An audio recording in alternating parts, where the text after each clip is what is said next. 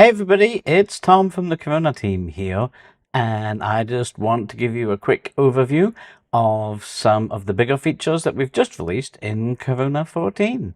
So with that, I'd like to wish you a very good night.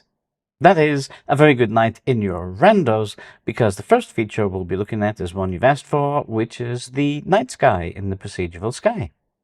This was one of the top requests from our ideas portal, so now the Corona sky comes with stars, the Milky Way, and of course, the moon. You can either control everything realistically using longitude, latitude, and date and time, or just control it creatively like I have in these examples. The moon can have different phases, and of course it can all be animated and works with the procedural clouds. Another top request from you all, Corona can now render Gaussian Splats.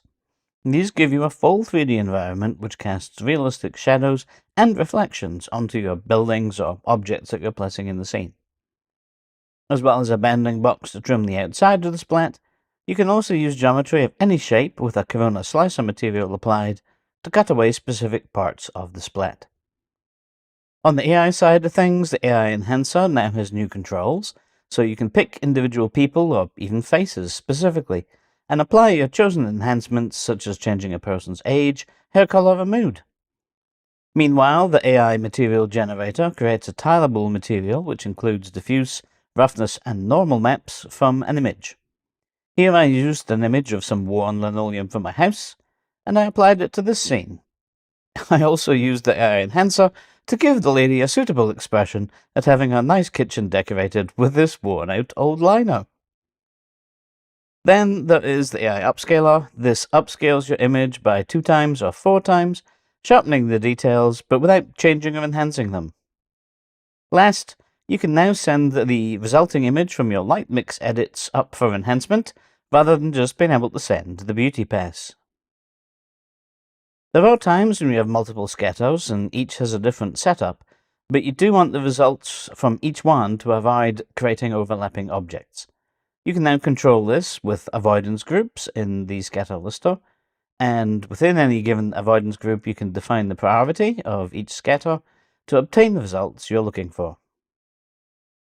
We've added a new procedural fabric material which lets you design the material from the weave, etc. It's based on a white paper from Qatar and all, and it's brand new in 2025, that white paper. Since it has lots of control options, as you can see here, we've also added a collection of presets to make it easy for you to get started with using it. We've made some initial improvements to the VFB2 based on your feedback, such as making the UI on the right take up less space, leaving more room for the render, giving you the option to have text labels as well as just the icons, opening the Enhance and Collaboration controls in a separate window, letting you flip the image horizontally for a bit of a visual and mental refresh, and more.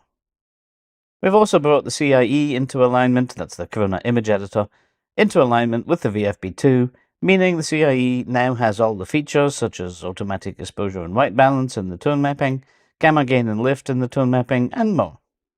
We've added new options for shadows in the Toon shader.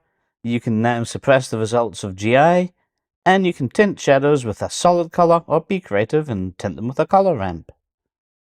Direct lights through Volumetrics now clean up a little faster. We've also added a whole lot of other smaller features too, of course, as usual.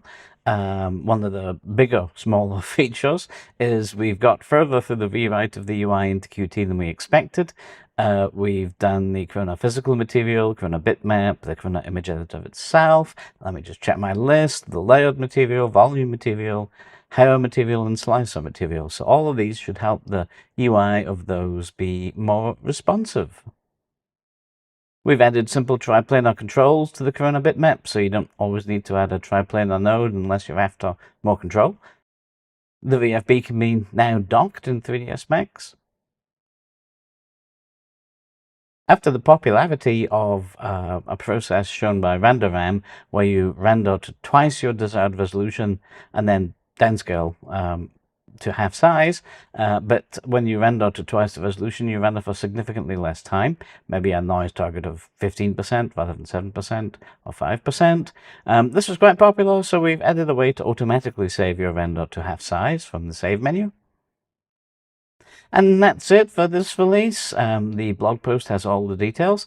And meantime, one thing to keep in mind when you're doing those moon renders, be careful you don't discover that the person sitting next to you is a werewolf.